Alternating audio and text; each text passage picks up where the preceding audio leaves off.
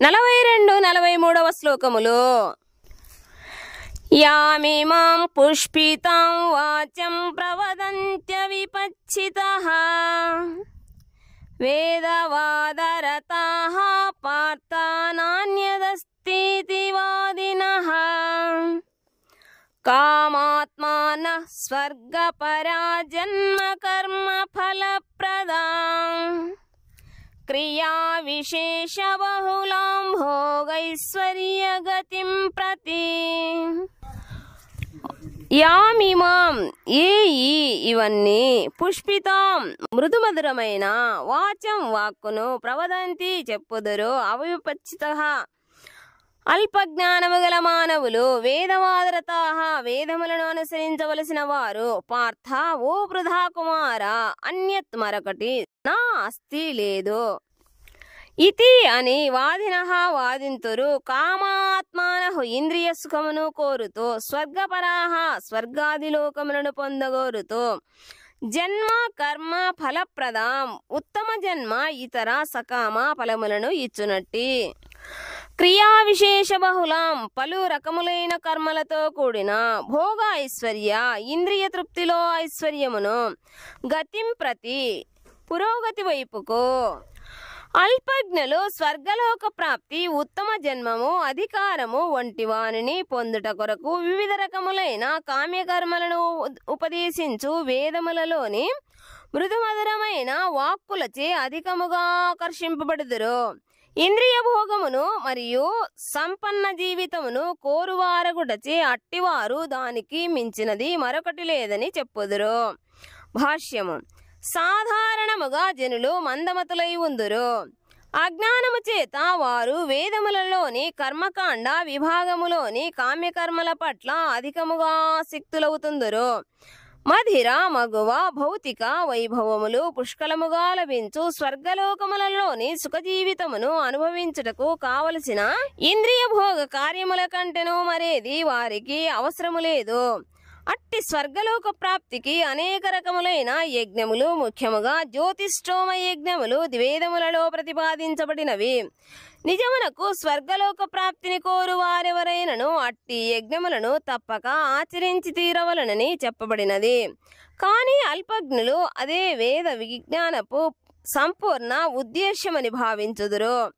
అట్టి అనుభవశూన్య జనులకు కృష్ణ చైతన్యముకు సంబంధించిన నిశ్చిత కర్మలలో నెలకొనుట మిక్కిలి కష్టము. అజ్ఞానులు విషవృక్షపు ఫలము పుష్పముల పట్ల ఆకర్షణ చేత కలుగు ఫలితముల పరిణామములను ఎరుగక వాటి పట్ల ఆసక్తులైనట్లుగా అల్పజ్ఞులు అట్టి స్వర్గ సంపదలకు అక్కడి ఇంద్రియ భోగములకు ఆకర్షించబడుతుందురు. వేదములలోని కర్మకాండ విభాగములో ఇట్లు తెలుపబడినది. అపామా సోమమృత అభూమా. ఋగ్వేదము 8:48-3.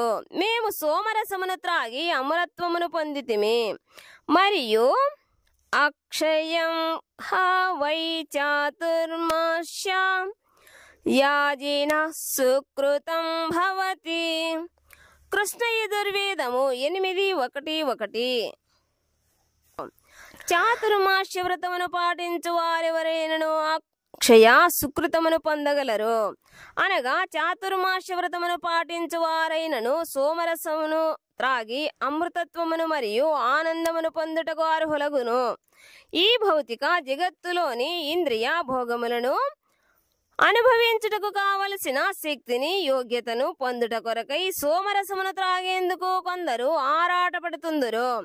అటువంటి వ్యక్తులు భౌతిక బంధ విముక్తి పట్ల శ్రద్ధను కనబరచక కేవలము ఆర్భాటముతో కూడిన వైదిక యజ్ఞముల పట్లనే అధికముగా ఆకర్షించబడుతుందురు.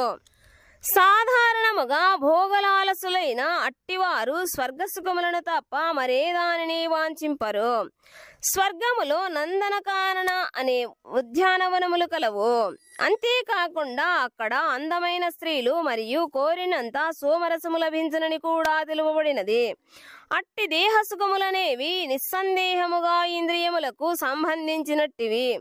కనుకనే భౌతిక జగత్తుకు అధిపతులమని భావించు వారెందరో అట్టి భౌతికమైన తాత్కాలిక సుఖముల పట్లనే అధికముగా ఆసక్తులై ఉందరు. 44వ శ్లోకము. భోగైశ్వర్య ప్రసక్తానాం తయాపహృత చేతసాం వ్యవసాయాత్మికా బుద్ధి సమాధౌ న విధీయతే. భోగ ఐశ్వర్య భౌతిక భోగానుభవములలోను సంపదలలోను ప్రసక్తానం ఆసక్తులైన వారికి తయా వాటి చేత అపహృత చేతస మోహితులయ్యే వారి మనస్సులు గలవారికి వ్యవసాయ ఆత్మిక స్థిర నిశ్చయముతో కూడిన బుద్ధి భగవానుని భక్తియుక్త సేవ సమాధౌ నియమితమైన మనస్సులో నా విధీయతే కలుగదు. భౌతిక భోగములలోను భౌతిక ఐశ్వర్యములలోను అధికముగా ఆసక్తులై అట్టివారిచే మోహితులయ్యే వారి మనస్సున భగవానుని భక్తియుక్త సేవ పట్ల స్థిరమైన నిశ్చయము కలుగదు. భాష్యము. సమాధి అనగా స్థిరమైన చిత్తము. వైదిక నిఘంటువైన నిరుక్తి ఇట్లు చెబుతుండెను. సమ్యగాధీయతేస్మిన్ ఆత్మతత్వయాథాత్మ్యం. ఆత్మావగాహన విషయములో మనస్సు స్థిరముగా నెలకొనినచో అది సమాధి స్థితమగును. భౌతిక ఇంద్రియ భోగాల పట్ల ఆసక్తులైన వారికి అట్టి తాత్కాలిక విషయములచే మోహితులయ్యే వ్యక్తులకు ఎన్నడనూ సమాధి సాధ్యపడదు. అట్టి వారందరూ దాదాపు భౌతిక శక్తిచే శిక్షించబడినట్టి వారే అగుదురు. 45వ శ్లోకము. త్రైగుణ్య విషయా వేదా నిస్త్రైగుణ్యో భవార్జున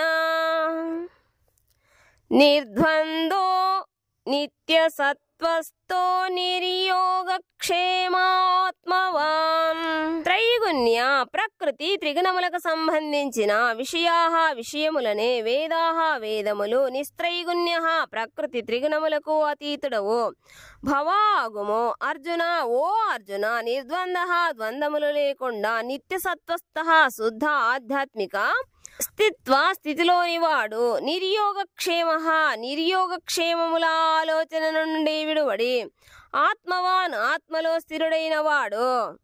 వేదములు ప్రధానముగా ప్రకృతి త్రిగుణములకు సంబంధించిన విషయములనే చర్చించును. ఓ అర్జున నీవు ఈ త్రిగుణములకు అతీతుడవు కమ్ము. సకల సుఖదుఖాది ద్వంద్వముల నుండి యోగక్షేమములనే సకల చింతల నుండి విడువడి ఆత్మనిష్ఠుడవు కమ్ము. భాష్యము. భౌతిక కార్యములన్నీ ప్రకృతి త్రిగుణములతో కూడిన కర్మలతోనూ మరియు కర్మఫలములతోనూ కూడి ఉండును. అవి భౌతిక జగత్తులో బంధములను కలిగించు కామ్య సకామ ఫలములను పొందుటకి ఉద్దేశించబడినవి. వేదములు సామాన్య మానవులను ఇంద్రియ భోగ స్థితి నుండి ఆధ్యాత్మిక స్థితికి క్రమముగా ఉద్ధరించుట కొరకై ఉపయోగపడు సకామ కర్మలను అధికముగా ఆదేశించును. శ్రీకృష్ణ భగవానునికి మిత్రునిగా మరియు శిష్యునిగా అర్జునుడు వేదాంత తత్వపు ఆధ్యాత్మిక స్థితికి ఎదగమని ఇక్కడ ఆదేశించబడెను. బ్రహ్మ జిజ్ఞాస లేక పరబ్రహ్మమును గూర్చిన ప్రశ్నలే ఆ వేదాంత తత్వ ఆరంభములోని అంశము. భౌతిక ప్రపంచములోని జీవులందరూ మనుగడ కొరకై తీవ్రముగా సంఘర్షణ చేస్తుందురు. భగవానుడు అట్టివారి కొరకై భౌతిక జగత్తును సృష్టించిన పిమ్మట ఆ భౌతిక బంధముల నుండి విడివడి జీవించుట ఎట్లో కూడా ఉపదేశించు వైదిక జ్ఞానమును ప్రసాదించెను. ఇంద్రియ భోగ కర్మలు అనగా కర్మకాండతో కూడిన విభాగము ముగిసినంతనే ఉపనిషత్తుల రూపములో ఆధ్యాత్మిక అనుభూతిని సాధించుటకు అవకాశము కల్పించబడెను. పంచమ వేదమైన మహాభారతములో భగవద్గీత భాగమైనట్లు ఉపనిషత్తులు కూడా వివిధ వేద విభాగములు. ఈ ఉపనిషత్తులే ఆధ్యాత్మిక జీవితారంభమును సూచించును. భౌతిక దేహము ఉన్నంత కాలము భౌతిక కర్మలు మరియు త్రిగుణములకు సంబంధించిన ఫలితములు కూడా తప్పవు. కనుక మానవుడు సుఖదుఖములు శీతోష్ణముల వంటి ద్వంద్వములను సహించుటను అభ్యసించవలెను.